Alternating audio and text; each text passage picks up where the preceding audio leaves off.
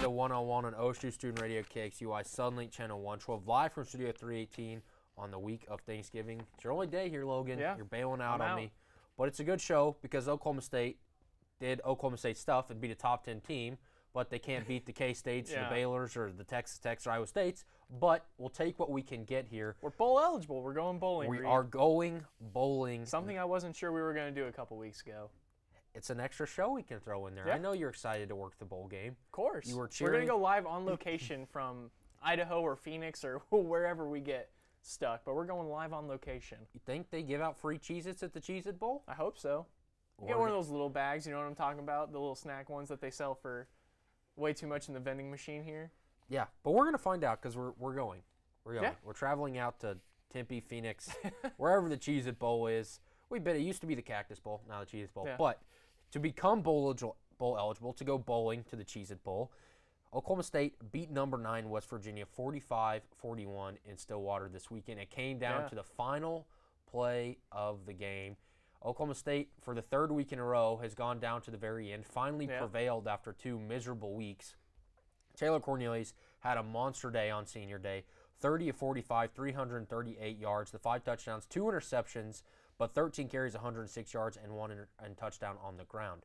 Now, I said on another show I do that I wanted him benched at halftime. I knew he wouldn't be benched because that's not what this coaching staff does, Right. but I was convinced it was over. I was wrong. He finished the first half, Yeah. 0 for 5, 2 interceptions. It was awful. Down 17 points at halftime. The Cowboys came all the way back. We're down 10 with 7 minutes left and fought their way to a victory. What do you make of what happened Saturday? It perfectly sums up the season for me. We show up for games like this at home, senior day, big atmosphere, whatever. But, I'm worried about next week. I'm worried about going to TCU. They want to fight for a bowl game. I think they're a win away. I don't know if they're going to be able to get up for that. And Taylor Cornelius has come a long way to start the season. I didn't think he was going to be anything special. And for a long time, he wasn't. But this week, last week against OU, against Texas, he seems to show up more than anyone in these big games. Yeah, he had a remarkable performance. Was shaky at times, as was the rest of the team. The special teams was pretty awful at times. Tylan Wallace, not a guy you expect to make a mistake, fumbled, dropped some passes. But yeah, but at the end of the day, does it matter? I mean, you lose, you're still going to the same bowl more than likely, or you win, you go. It's either, listen, does the Armed Forces Bowl or the Cheez-It Bowl, there's no discrepancy in what you get there. You're probably better off going to Fort Worth, honestly, because you'll have more fans there. Right. I mean, 6-6, 7-5, doesn't matter. It doesn't make a lot of difference, but it does to me. Like, this program, I'm not saying it should have won 10 games this year, but they've set a standard of excellence, and they were really close to falling short of that at all by not making a bowl game. So I would like to see 7, because where exactly, you may not know this off the top of your head, but where would 6 wins put us in the Big 12 standings? Like right above Kansas, if we lost, and that's it? yeah, we would be. I don't want that. I second don't or want to be third. next to Kansas at the bottom of the Big 12. That's, We're better than that. Yeah, we are better than that. I think that's a fair point. You talked about what this program's been able to do, but I mean, TCU. Right now we're second to last in the Big 12. If we beat TCU, Do we still finish there? Well, here's the thing. There's 1, 2, 3, 4, 5, 6 teams at 3 and 5 in the conference. So if we win, we're going to finish in the middle of the pack. If we lose, we'll stay down here. And obviously, a lot of these teams, Iowa State plays Kansas State. They're going to beat them. So Kansas State is going to be second to last. Texas is not going to lose to Kansas, although it's happened before. That's my game of the week this weekend, just because that was my favorite game 2 years ago. Like, Oklahoma State had a great year, but the best game all year was when Kansas beat Texas.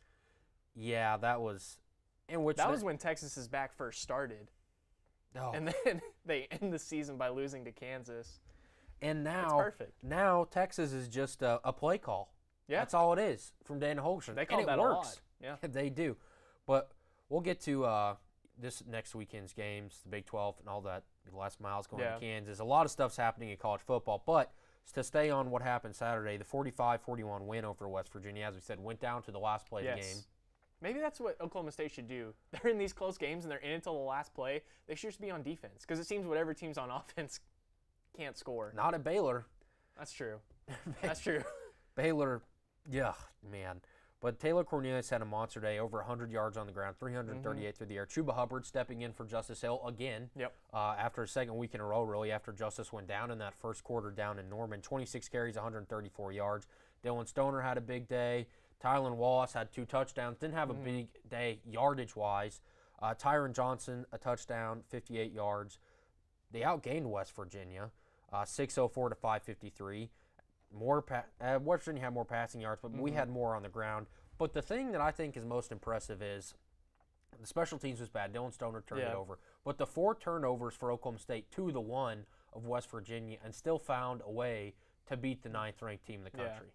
Yeah, that was something I was not expecting. If this Oklahoma State team loses the turnover battle, you would expect them to lose by multiple touchdowns because we've seen it all year. They can't make their own turnovers. They only had the one this game, and that's the first in – it's been a long time. I can't exactly remember off the top of my head since the last time they forced a turnover.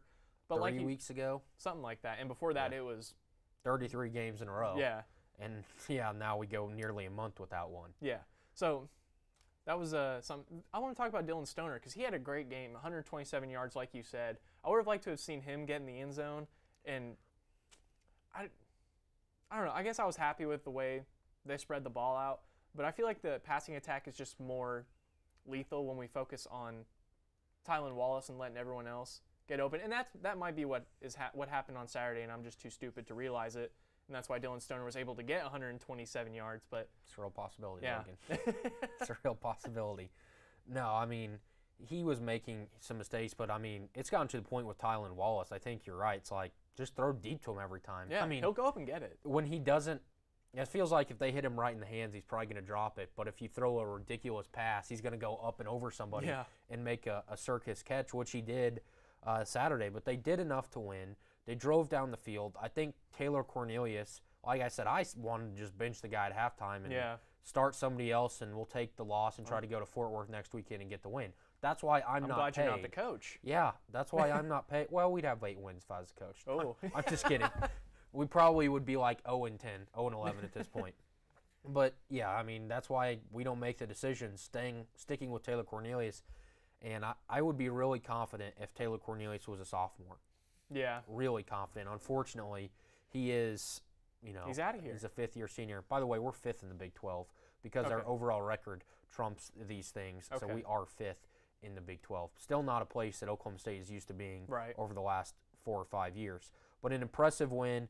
Held Will Grier he had a decent day, 2 touchdowns, 27 of 48, 364 through the air, but not Heisman numbers from Will Grier. David Sills had a slow day, only the 4 receptions, had a touchdown over A.J. Green.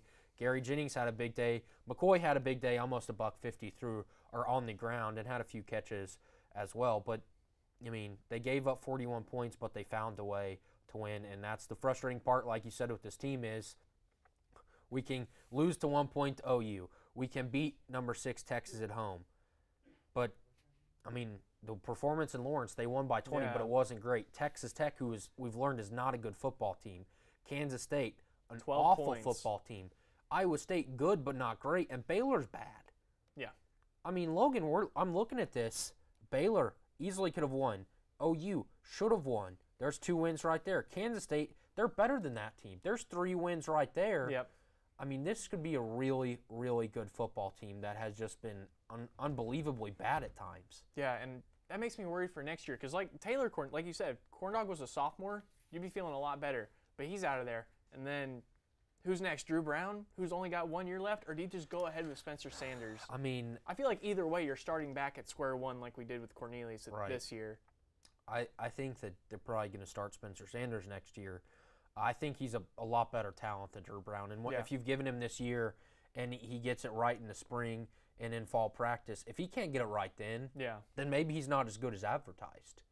But I think he's a really phenomenal football player. So he's had some time, has some more time, especially with these extra bowl practices now, that hopefully he really develops into a good college quarterback going into next year. But the Cowboys get their win. They're going bowling, now 6-5, heading to TCU this weekend.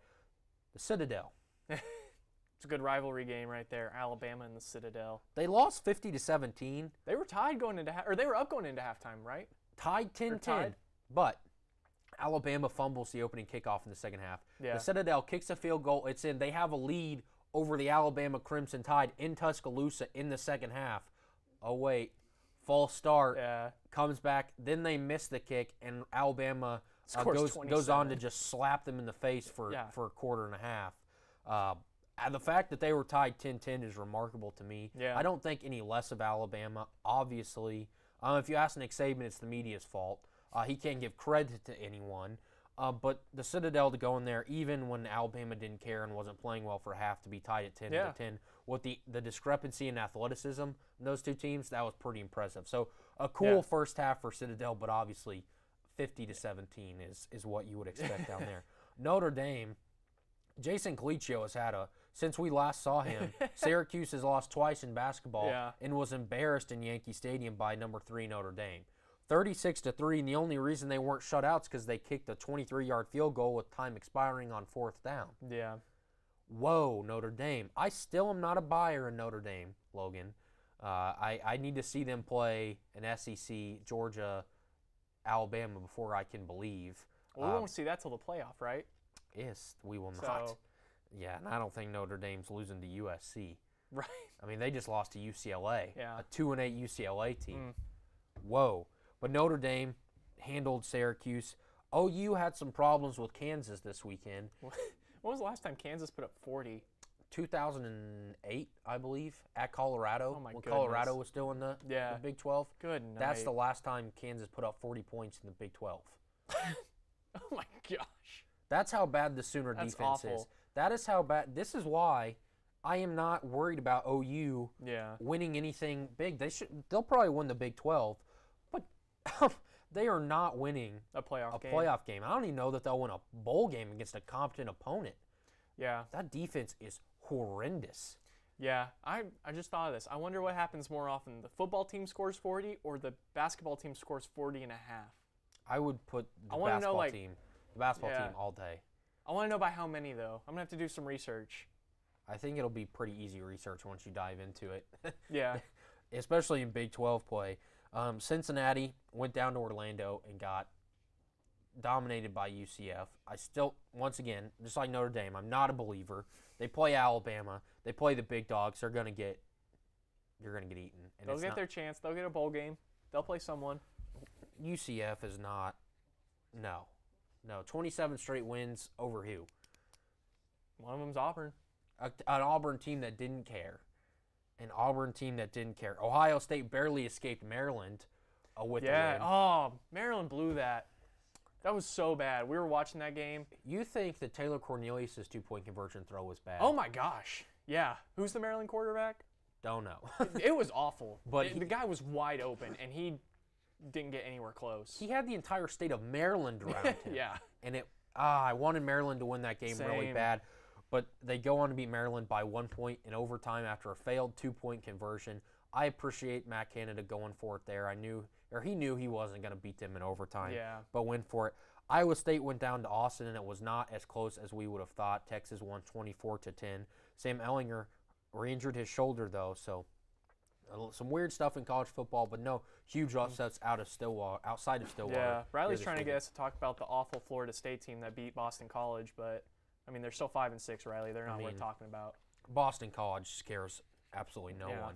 They had 12 yards against Clemson and a half. But we're going to take a quick break, come back, and talk about everything that happened in the NFL this weekend and why Colt McCoy might be the league MVP, Logan. We'll be right back on One-on-One, OSU Student Radio KXUI, Suddenlink Channel 112. One-on-One is brought to you by Tinker Federal Credit Union. Visit Facebook.com/TinkerFCU. While you're there for your family, we're there for you. Tinker Federal Credit Union. And OSU Communications. Not sure where to park? OSU Communications has got you covered with parking tips and bus schedule information. We'll be right back. Determining your future by selecting a major can be difficult. It's okay to be undecided. Connect with the College of Arts and Sciences, where your options are endless. Where you can uncover your passions and achieve your goals. Express your creativity by exploring a career in the visual and performing arts. Investigate new discoveries to make the world a better place with a career in science. Advance knowledge, communicate progress, and contribute to a healthier planet with a career rooted in the social sciences. Discover your career by looking at the world from different perspectives through the humanities. Realize a better tomorrow through problem solving and mining data that can change lives. CAST prepares you to succeed through internships, study abroad, student-guided research projects, and service activities. With 109 majors, 52 minors, and 24 departments, the only thing missing is you.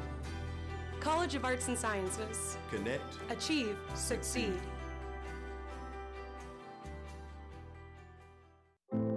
When you have a team of physicians and nurses that really truly care about their patients, that translates into patient care. It's a small practice, it's a small town. Everybody really takes that time to put the patient first. Everybody cares what's happening to me and that I'm making progress and I'm gaining my freedom back and my mobility back. This patient is saying thank you.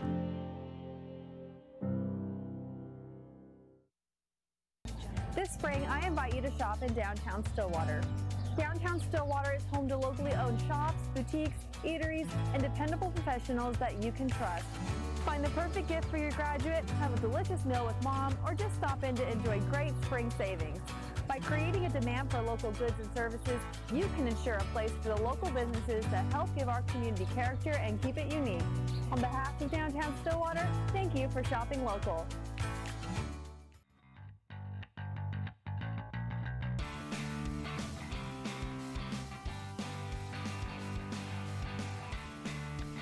Welcome back to 101 on OSU Student Radio KCY Sunlink Channel 112, live from Studio 318 here on the week of Thanksgiving. Logan, some news here at Oklahoma State. It looks like sophomore running back J.D. King has decided to transfer from the Cowboy football program. So pretty big news. Yeah. Another transfer, third transfer out of the program this season, the second in the last 2 weeks. So a developing story there, but J.D. King announced that on Twitter. We wish him the best. And that's one of the things we kind of talked about with Robert early on is how good this core of running backs is. And with the recent play of Chuba Hubbard, and I don't think, was J.D. King, was he the one that was injured for the past couple of games, or has that been LD? So they've both been banged up this year. I mean, he didn't really get the chance to show himself here, and Chuba really took over as the next guy.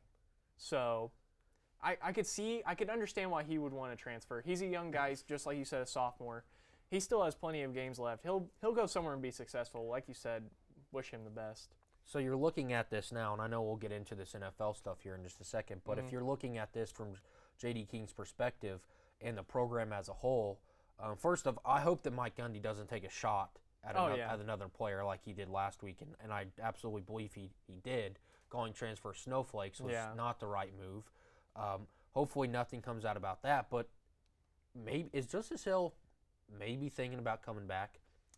I hope not. I was talking about this with Landon on Saturday. Like, he needs to go make his money. With the shelf life of running backs. Selfishly, though, as a program, I think you and I can both agree, go get your money. But as a program, at this offense, they're probably wanting him to come back. They're probably hoping, but so selfishly, do you hope he comes back? No, I hope not. No, but selfishly, we're not thinking about like me personally, or the betterment of the program, this backfield. If you're just looking at, we're not looking at that as a thing. Okay.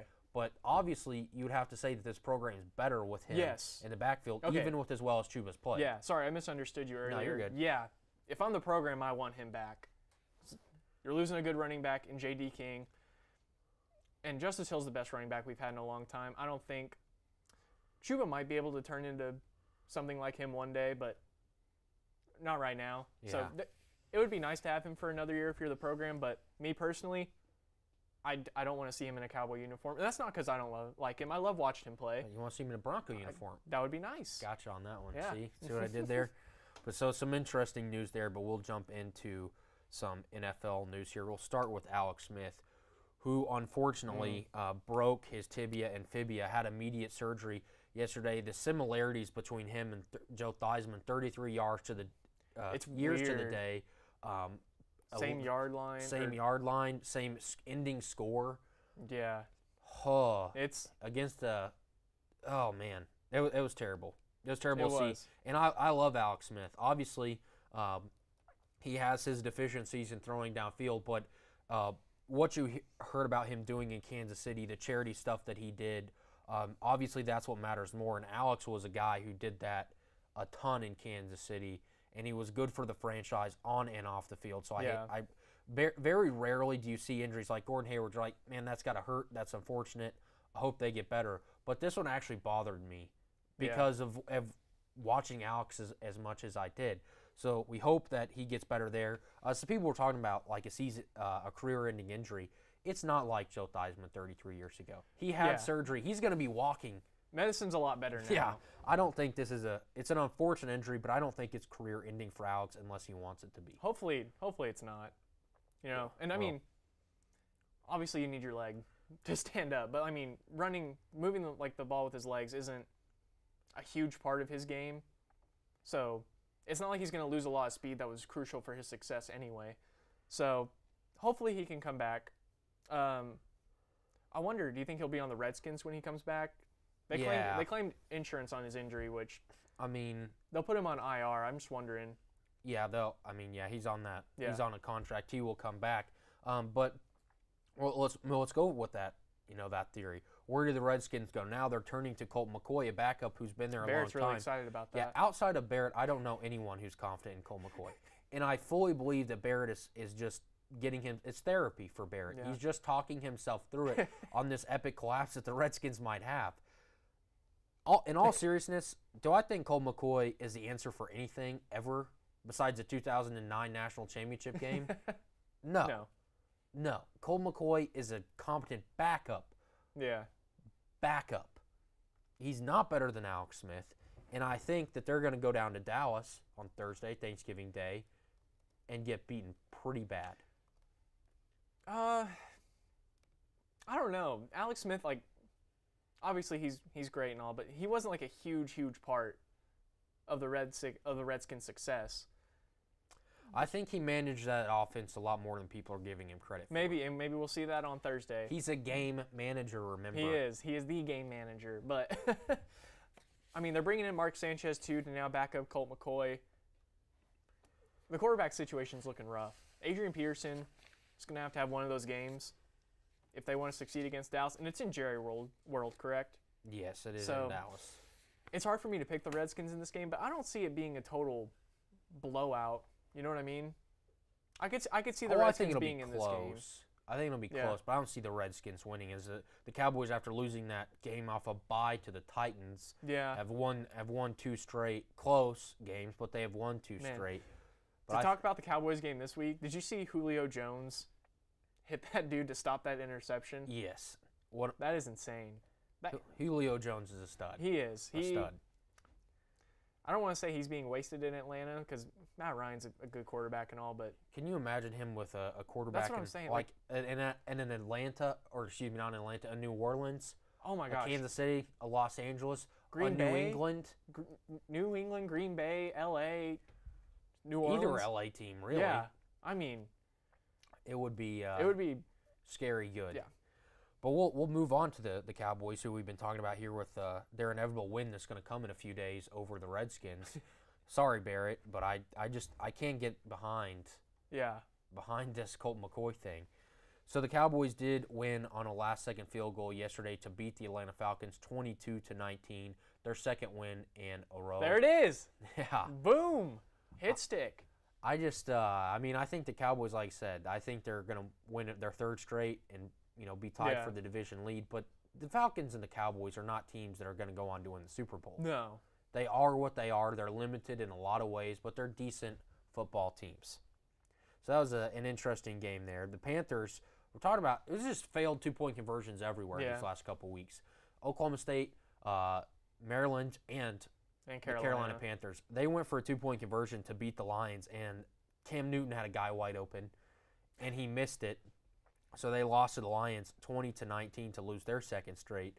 Is the sky falling in Carolina? No, they're just a really bad road team. I'm looking at their road record right now. They're 1-4 on the road. They're 6-4 overall. So they're 5-0 at home. It's weird, but they're so bad on the road. I could have swore, didn't I make the argument on Friday? You did. That the Colts would beat the Titans because the Titans would fall flat. And here, I don't know what happened. But you gave me that paper on Wednesday or on Thursday night, and I made the graphic, and then you came out and said that on Friday, and I'm like, oh. So I guess I had two thoughts. We both were right on Houston. Yes. We were wrong on the Chargers. Yep. I was wrong on the Vikings Bears. You were right on Chicago. I feel like this is all wrong. I don't know what I was thinking. And I'm taking the Rams, obviously. Yeah. And we both picked Carolina. So and I looked at my college football picks. They were awful, too. I was not a good week for me last week. That's all right, Reed. You can bounce back this week. Well, we're not really doing pretty good, though. I know, right? I wish I had put some money on there. Maybe I could have made something. No, because if you'd have put money on it, the exact opposite would have happened. That's so true. We are not a betting show, Logan, because we do not have good luck, so we cannot do that. But the Redskins lost to the Titans. The Redskins, losing Alex Smith, went for a 63-yard field goal, fell quite a bit short. The Chargers lost to the Broncos after Case Keenum, future Hall of Famer, came all the way back, it seems like, and beat Phillip Rivers there. The Chargers cannot get their kicking figured out. No. And that's why I think they're a really good football team on their way up, but they are still finding ways to lose games, and that's not what championship football And then there's teams this guy, do. Von Miller. I wish this had been a pick six. I was surprised to hear that was only his second pick of his career. Well, yeah, all he does is sack quarterbacks. I know, but he's good in coverage. But thank you. I'm more excited about a Broncos victory yesterday than you were. I know. I'm kind of upset. That hurts our draft position. And we're not – that's why I want us to get a good draft position. Like, we're not going to the playoffs or anything like that. Like, we're not making any kind of playoff run, so – Don't worry. I can't wait for you to draft a left tackle out of Minnesota with the 14th pick. It's going to be great. It's going to be so sad. But the Kirk Cousins went to Chicago last night and told his team in pregame warm-ups, hey, they didn't flex this game into Sunday night because of the Bears. They flexed it because of us. No, they didn't. No, they didn't. The Vikings and the Bears game last night was an interesting one, but felt like the Bears dominated it all night long. So they beat the Vikings 25-20. The Vikings and Bears game there we're talking about. There we go. The Vikings lost by 5 points, scored late to make it a little bit closer than it was. But Mitch Trubisky in this offense is finding a way to make it work, and it's pretty fun to watch with him matched up with Khalil Mack. Yeah, for sure. What kind of run can you see them going on in the playoffs? I mean, I don't think they. Do you think they can win a game in the playoffs? Yeah, if they get in the wild card, they could beat. I mean, if you get matched up with Washington or Dallas, Chicago's far and away the better team there, but they're not going to go in and beat. Not make any kind of big run or anything like that. I mean, they could if they keep winning like this, maybe get a first-round bye, maybe get to the NFC Championship game, but I don't think Chicago's a team that's going to win the Super Bowl this year. Yeah. So, but some fun storylines in the NFL. The Raiders get their second win after John Gruden and Derek Carr almost threw down on the sideline. They end up hugging each other as they kick a last-second field goal to win. The Saints blew out the Eagles. The Eagles are on pace to have the worst record. That's the worst defending Super Bowl champion has ever lost, 48-7. They didn't need Des Bryant. No, they didn't need Des Bryant. They have Brandon Marshall, who might play here in a few weeks. Lamar Jackson got his first win as the starting quarterback, filling in for an injured Joe Flacco. And the Steelers beat Jalen Ramsey and the mouthy Jaguars. They came back. Jalen Ramsey, 2 interceptions, but it just wasn't enough. And Logan, in these post-game press conferences, Jalen Ramsey's not talking a whole lot. No. He's referring not to... Not after the losses. Yeah. He's so lucky he doesn't have bad days, just hard days. Well, it came out yesterday. They're looking to trade him. Yeah. They're looking to trade him. So, well, he is the most value on that team, so I could see why they would want him because it's not going to work. You can't build an elite defense and have a quarterback like Blake Bortles and win a Super Bowl anymore. Yeah, that's right. They need to, and that contract he has is awful, so they'll have to find a way off of that somehow. And that might involve trading one of the best corners in the league. I don't think that's a good idea, but I don't run the Jaguars. Yeah, Tom Coughlin does. So you might have a job there soon. But really quickly before we get our second break in here, Chiefs-Rams tonight. You're sticking with the Chiefs. I'm sticking with the Rams. Over under 63.5. Over. I'll take those are both bad defenses. Yeah, I will take the over as well. We're going to take a quick break, come back, and talk about all the storylines going on in the NBA. We're watching 101 on OSU Student Radio, KXUY Sunlink Channel 112. One is brought to you by Oklahoma Christian University. Get your master's degree in accounting, business administration, theology, engineering, computer science, or cybersecurity from Oklahoma Christian University. Apply at oc.edu/grad. Oklahoma University is committed to offering the best graduate school experience we possibly can. Come learn and grow with us. And The Table. Stop by The Table on Thursdays at 8 p.m. to join their Bible study. Shoot Rachel an email at rachel@thetableosu.com for more information. We'll be right back.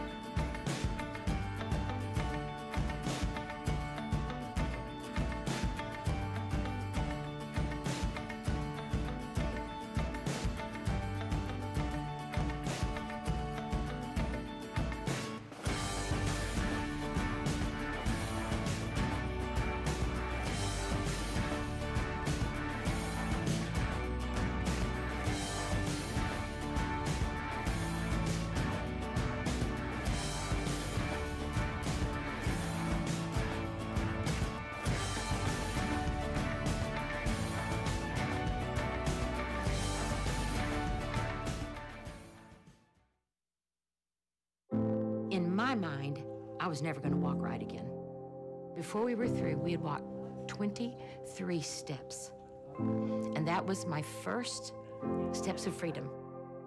This patient is saying thank you.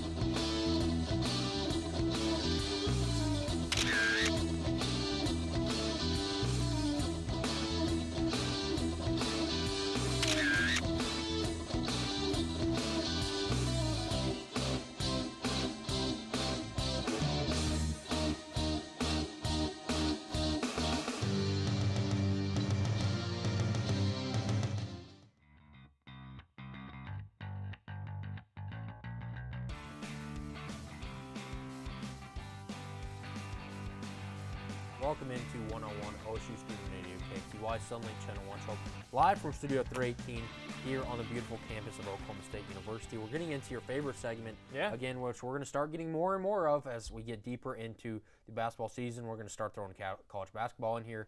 The Pokes got a win over Charleston yesterday, a good win over a really good Charleston team. The Cowboys are now 2-1 on the season, but should be 3-0. Should be 3-0, but the refs decided otherwise. Frustrating game there, but we've moved on. We're in the NBA now. Down in South Beach, LeBron, his old stomping grounds, dropped 51 on the Miami Heat. 51. Now, here's where it gets interesting here, Logan. A late three to get to 51. That's Lance Stevenson. The game was over. No one threw the basketball in the stands. No one got mad because it's LeBron James. Yeah. I mean, Jamal Murray does it. Kyrie's pretty mad. LeBron does it. It's not talked about on SportsCenter or nothing. Yeah. It's not talked about as being cheap, unsportsmanlike, or anything like that, although I think it was. Yeah, I mean, get 50 the right way. If when Jamal Murray did it, it was unsportsmanlike, then it's unsportsmanlike here. But like you said, it's LeBron. No one's really going to make a big fuss about that. They'd rather make a fuss about his terrible free throw shooting this year. Or what people seem to be running with is this is James's first time beating or a win in Miami since he left Miami. It's not only that, it's the first win he's had against the team since like 2010. Yeah. He has struggled against the Heat since he left. He had no right going in with those uniforms and that floor and thinking, oh my gosh, and dropping 51. Those are easily the best. I wish I lived in Miami. I would go every night they had that court out there. They should just change that to their default, don't you think? Is that what you want somebody to get you for Christmas? Is that jersey? Yeah, I'll drop a hint. I wouldn't mind a Dwayne Wade Miami Heat, Miami Vice jersey. How much do those cost, by the way? Those are way too much. I think they're $120. That's insane. Yikes. But yeah, if Santa's out there listening, bring you a Dwayne Wade. Yeah. Probably get you Kelly Olynyk. No. Miami Vice jersey is what would end up happening. You look good. I'd probably wear it. I'm not gonna lie. I'd probably wear it. I might tape up the name on the back. Let me see what Kelly Olynyk's number is. Maybe I can tape it up and maybe just make it look like a Dwayne Wade jersey. You can't take that name off the back though. But LeBron does drop 51. He wears number 9. In a return to Miami, 51 points there in a 113-97 win over the Miami Heat. After the game, Eric Spoelstra said that Luke Walton was the perfect guy to coach LeBron. Are you in on that comment? Because I'm not. Maybe he is the perfect guy, because what does LeBron James like to do? Coach his own team. He likes to coach. And, I don't see Luke as the kind of confrontational guy that's going to try and take the team back from him. You know what I mean? Yeah. So maybe he is. Maybe what he means by that is he's a good basketball mind that'll also let LeBron James call the shots. It's a possibility. That might be the perfect kind of guy to coach LeBron. You're right in the sentiment that LeBron maybe needs a guy like this, but it's just so weird that they were in the same draft class. Yeah. That Luke Walton could never guard LeBron, and there's not a lot of people that could. But you would, if you're going to have a former player as your coach, you would like somebody older whose time was over before LeBron came into the league. It just seems weird to me, but it seems to be working now. The Lakers are rolling. Oh, yeah. They're finding a way to win games that they couldn't in the first 5. His patience seemed to have paid off, and the Lakers are on their way to being a pretty good basketball team. Yep. And now they may have a shot in the West, and I say that very sarcastically because it looks like everyone has a shot in the West right now. Portland's at the 1st seed. Memphis is the 2. The Clippers are 3. Then you've got the Warriors at 4. Then OKC, Denver, LA, and New Orleans. Those are your playoff teams today. What would you rather talk about first? You want to go the Warriors or the Thunder? Because I got both of them. You want to go with the Thunder? Okay, the Thunder are 10-1 in their last 11 games. By the way, congratulations to Russell Westbrook on his twins. The names Sky Jordan are the names of the 2 babies, which obviously from the shoe Sky Jordan. Yeah. But they are 10-1 after starting out 0-4. It looked like things were awful. Paul George is rolling. Everything seems to be working. There's no chance to fire Billy Donovan. No one wants him out of town. It's working. But as fast as things can get good, they can get bad. Yeah. Do you see them getting – no, I'm talking – obviously the Thunder are going to go on a losing streak at some point this season. It may not ever be more than 2, but it's going to happen. They're going to lose a back-to-back at some point in the rest of the season.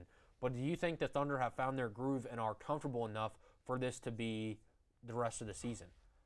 I do. I think obviously putting Russell Westbrook back in will take some adjusting because, whenever you put any guy back in the lineup, it's kind of an adjustment period to get them back into their rhythm.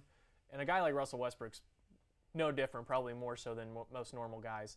But they figured out how to play without him on the floor. They were awful without him the past couple of seasons when he's off the floor. But this stretch and letting Dennis Schroeder kind of find his own rhythm, I think it's good for the team overall. Like you said, they're going to go on some kind of losing streak eventually. But Paul George has had back-to-back 30-point games in this streak. The whole team has played really well. Obviously, they're 10-1, so they're doing something right. But I think this is a good building block for the rest of the season. Starting 0-4 is obviously bad if you're in the Western Conference, but they've kind of found the rhythm. And I think what did we say they would be at the beginning of the year? Maybe around the 4 seed. Yeah, 3 or 4. I believe you said a 3, but that's not confirmed. Yeah. But it was 3 or 4. Yeah, so they're almost at that spot right now. They're at the 5 seed right now. So with the way the Warriors are struggling, which we'll get into in a minute, and Memphis and the Clippers probably won't have. I mean, the Clippers are on a 4-game win streak. The Memphis Grizzlies are on a 3-game win streak. That's not sustainable. I don't think they can keep that 2 and 3 spot. So one of those will be up for grabs. You could assume one of them would be taken by Golden State. They might take the 1 seed back. So I think OKC's in a good spot right now. What do you think?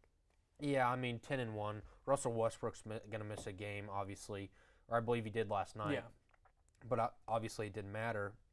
Well, it did matter, but they still got the win. Yeah, I think now Paul George, Billy Donovan, Dennis Schroeder, it just wasn't clicking. Yeah. They were never awful, but it felt uncomfortable. Yeah. It just didn't feel like it was the right fit. Now it feels like the right fit. Yeah. So I think the Thunder are going to be really good. I don't think they have a real shot at winning the Western Conference, but they're always out to prove me wrong. So, and I've been proved wrong many times by my comments on this show. So I think the Thunder are in a very good position, 10-5, but a lot of basketball left to be played, but a good feeling there in the Chesapeake Arena. So the Warriors do not have a good feeling right now. Right. They're 2-5 in their last 7 games. Draymond's calling Kevin Durant some expletives. Yeah. It's just not going well. They went to San Antonio last night and got whooped. Yeah. I'm just waiting for it. It's kind of like the New England Patriots at times. They're 2-2 and the sky's always falling. Yeah. I don't know that the Warriors have had a problem like this with this great run that they've had, but Steph's out. As soon as Steph gets back on the floor, I think this is going to all be fixed. I agree. They've never really had a stretch like this before. I think, if I'm remembering right, before last year, or maybe it was 2 years ago or something like that, in the run they've had, they hadn't lost back-to-back games in like almost 3 years or something like that. But like you said, Steph Curry's gone. But their last few games, San Antonio is always a tough place to play. They're always a good team. They have Coach Pop. Dallas, that was a closer game. They lost by 3 in that game. That one's hard to explain. The Rockets kind of found their rhythm in that first game, post Carmelo Anthony. And then they lose to the Clippers again in overtime on the 12th on Monday last week. Which started all of this. And that's a rivalry game. I know Chris Paul, DeAndre Jordan, Blake Griffin, almost none of those guys are there anymore from that original rivalry. But all the Warriors guys are still there. They still probably feel that kind of way about the team. So there's always some kind of emotion there. But Golden State's got OKC on Wednesday, and then Portland, then the Kings, the Magic. They've got a decent stretch coming up where they could win some of these games, especially if they get Steph Curry back, which I think they could by Friday. So, like you said, they're like the Patriots. The sky's falling whenever they go on any kind of losing streak or anything like that. It's not that big a deal. Yeah, I mean, you saw there in the clips that we played that Steve Kerr's laughing after the game. Yeah. I don't really think it's that big of a deal, but the media... They haven't even had Draymond for some of these. Yeah, yeah. But I just think that the media, as the media always does, is reaching for that story that I don't truly think is really there. Yeah. But the same with the Thunder. There's so much basketball left, a lot of things could happen. Right. And a lot of things could happen. Barrett's getting a lot of airtime for his Washington teams here. But all for the wrong reasons, too. We talk about these additions to Oklahoma City that may have made them uncomfortable. But now you're looking at Bradley Beal or John Wall. Bradley Beal played at Florida. There's the connection there with Billy Donovan. Do the Thunder and the Wizards have the pieces to make this trade work? And if it were to happen, would it make the Thunder that much better? If you add Bradley Beal, it definitely makes the Thunder a lot better. When you look at the pieces, I would have to hop into the ESPN trade machine to kind of mess around and see if there's a good trade there. OKC doesn't have a lot of assets. They can offer picks, but you can't trade Paul George. Obviously, you wouldn't anyway. You can't trade Jeremy Grant. You just signed him back. You can't trade Nerlens Noel. You would have to do some kind of deal where you take on a bad contract. You might have to take on that Ian Mahimi contract from Washington to sweeten that deal along with a pick and maybe a young guy like Terrence Ferguson.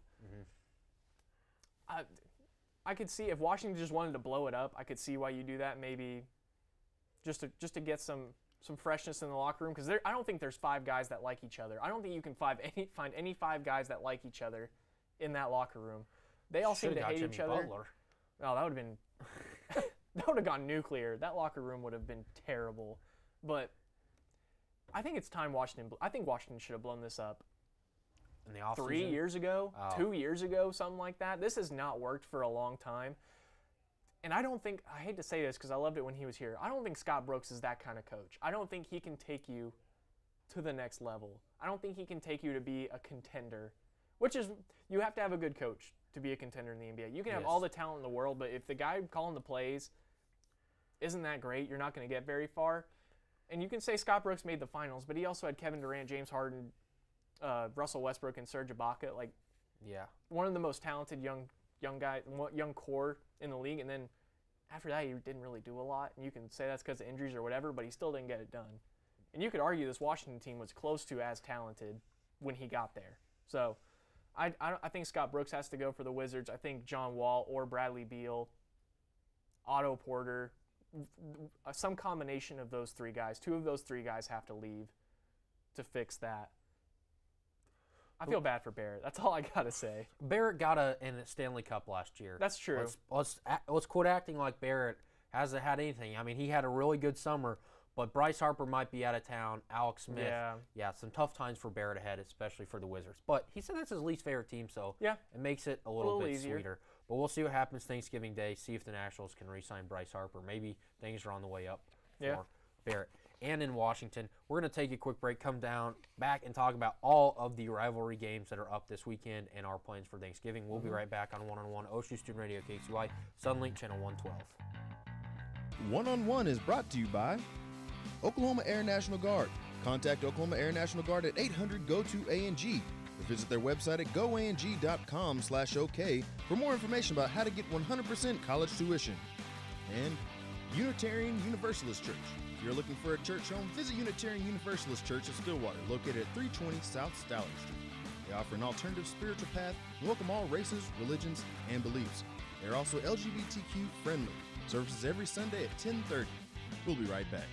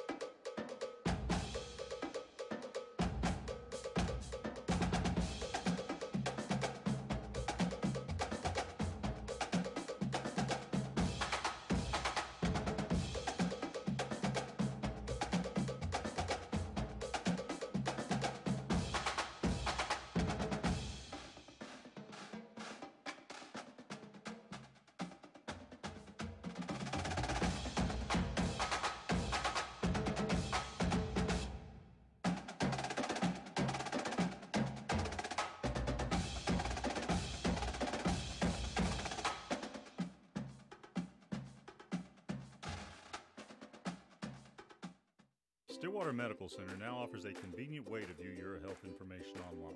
It's secure, easy, and free. Our hospital and clinic patient portals allow you to view results and reports, medications and allergies, track visit histories, view upcoming appointment information, and see your statements. To enroll, go to stillwatermedical.com and click on the patient portal link near the top right of the page. If you have questions, please feel free to call 405-533-6010.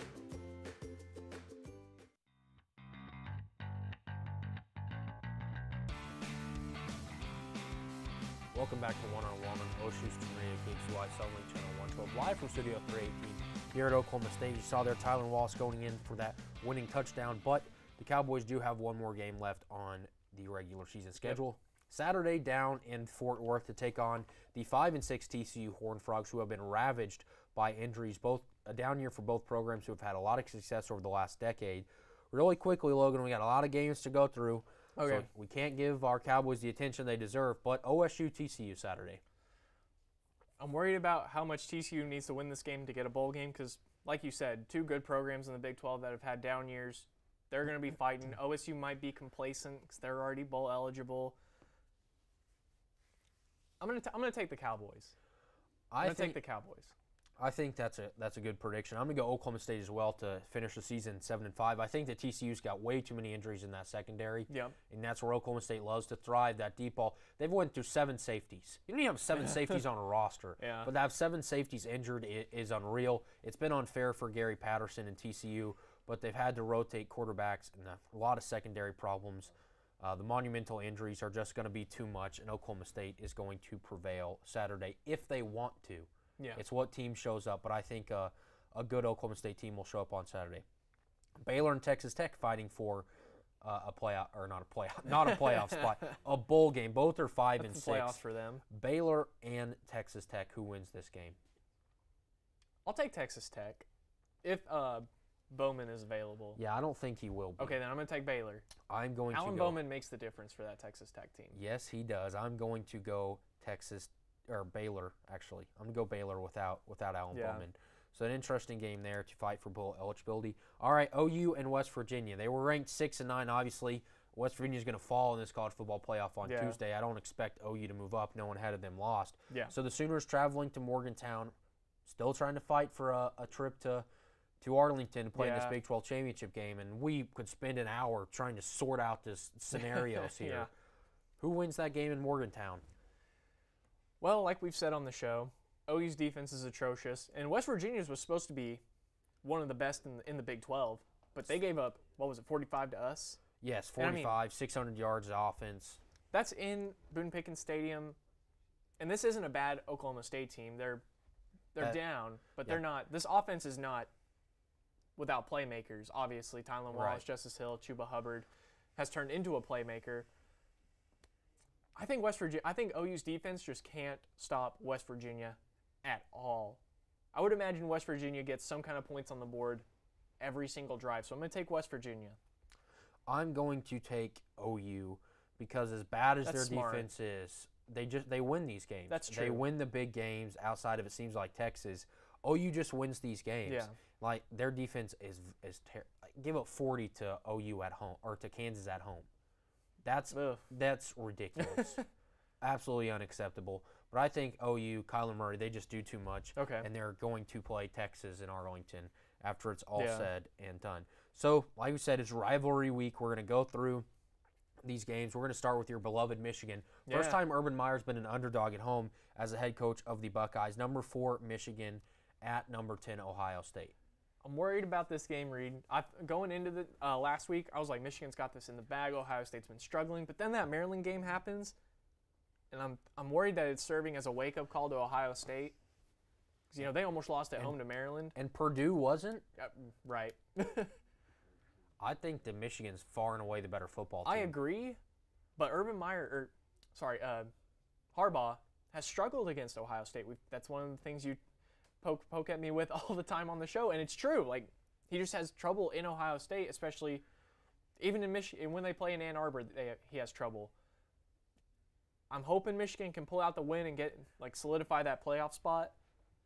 But I'm going to take Michigan, but I'm definitely worried.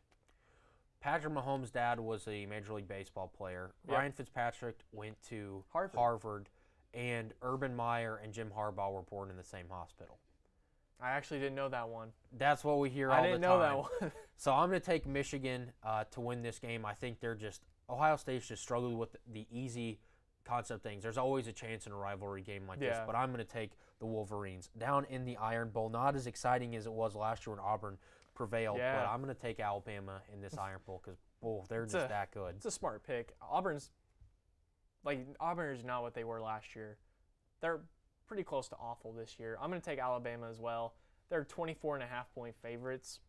I doubt they cover because they hardly cover, but they're going to win by more than 2 touchdowns, I feel like. Yeah, I think they will cover easy. It's in Tuscaloosa. Yeah. The stadium will be packed. It's a game that Alabama, they're so much better than Auburn this year, and it's not even close. It seems like Auburn will win one, it'll be close, and then Alabama blows them out for a couple of years, and then Gus Malzahn and the Tigers rebound, and they're on their way down after a big year last year. I think Alabama destroys Auburn on Saturday in the Iron Bowl, 2:30 game. They're Florida State. Riley's over here in his Florida State shirt, convinced that a win over Boston College meant something because they were ranked. I'm here to tell you it didn't, and it doesn't matter. And Florida will dominate Florida State on Saturday. I got to agree. Florida State, what a dive they have had. What was it, 2 years ago when their quarterback got injured, and ever since then it has just been opening week last year, they've been a dumpster fire. Yeah. Tallahassee's been bad. Yeah. And I don't think it changes because you hired Willie Taggart. So, I mean, the fix is not in place right now. Yeah. So we're both taking the Gators there. USC, Notre Dame, the third-ranked Fighting Irish. USC just lost to UCLA, I remind you. Yeah, is anyone going to watch this? USC's awful. I mean, Notre Dame fans. Yeah, that's fair. That's about it. Yeah. All right, BYU, the Holy War, 19, Iowa, BYU. I'm taking Utah. I'll take Utah as well. I mean, it's hard to pick in these rivalry games because this is kind of the year it seems like someone like a BYU, or I'm not going to say USC. I think Notre Dame's just way too much better than them. But this is the kind of year where an underdog could come in and just come in and steal one, like upset one of these ranked teams, like and ruin a season. Like potentially, I know Ohio State's ranked too, but they have a chance to ruin Michigan's playoffs hopes. Yeah, they do. So, and I mean Georgia Tech. I don't know if that's a real rivalry game, Georgia Tech and Georgia, but if Georgia Tech goes in there, steals a game, Georgia's playoff hopes are slashed because that means they have 2 losses. Then they'll probably have to play Alabama. Yeah. That's another loss. That's 3. Anything can happen. So I'm going to run through these really quickly. 18 Washington at 8 Washington State. Now these rankings are obviously because the new college football play haven't come out. But in Pullman, Washington State. I'll take Washington State. You keep picking them to lose, but they haven't lost yet. I'm going to take Washington State. I'm going to take Washington State as well. Number 7 LSU at Texas A&M. LSU. Actually, no, I'm going to take A&M. I'm going to take A&M. I'm going to take LSU. Kentucky, Louisville. I'll take Kentucky. Yeah, that's a safe bet. Awful. Louisville's bad. South Carolina, Clemson. Clemson as well here.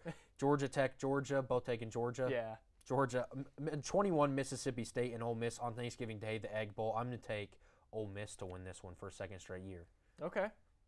I'm going to take Mississippi State, but how many people are going to watch this game? Between Thanksgiving dinner, the NFL. It's on after the NFL game, so it's... but that's like prime nap time. You know what I mean? Yeah. That's like post-football, post-dinner. Well, you're full. It'll be on the TV, just no one will be watching. Yeah.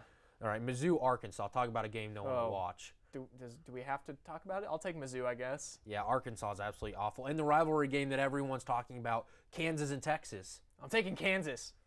Rock chalk, They're baby. going. It's going to be the repeat of 2 years ago, going back to Lawrence.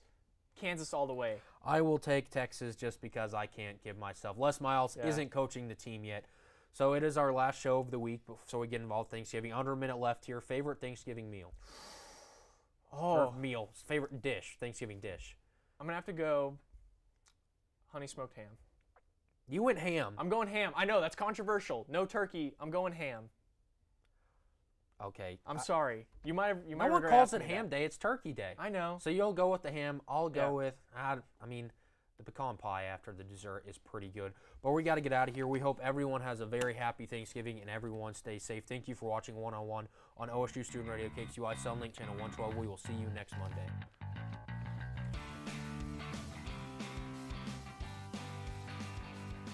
Determining your future by selecting a major can be difficult.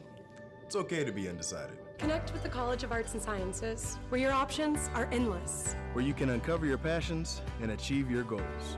Express your creativity by exploring a career in the visual and performing arts. Investigate new discoveries to make the world a better place with a career in science. Advance knowledge, communicate progress, and contribute to a healthier planet with a career rooted in the social sciences. Discover your career by looking at the world from different perspectives through the humanities. Realize a better tomorrow through problem solving and mining data that can change lives. CAS prepares you to succeed through internships, study abroad, student-guided research projects, and service activities. With 109 majors, 52 minors, and 24 departments, the only thing missing is you.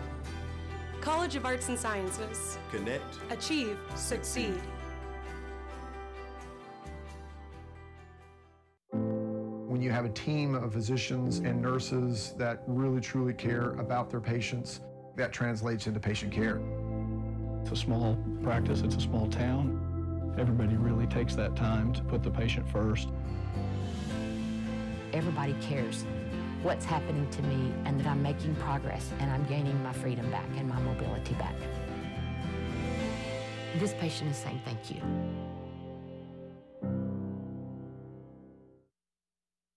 This spring, I invite you to shop in downtown Stillwater. Downtown Stillwater is home to locally owned shops, boutiques, eateries, and dependable professionals that you can trust. Find the perfect gift for your graduate, have a delicious meal with mom, or just stop in to enjoy great spring savings. By creating a demand for local goods and services, you can ensure a place for the local businesses that help give our community character and keep it unique. On behalf of downtown Stillwater, thank you for shopping local.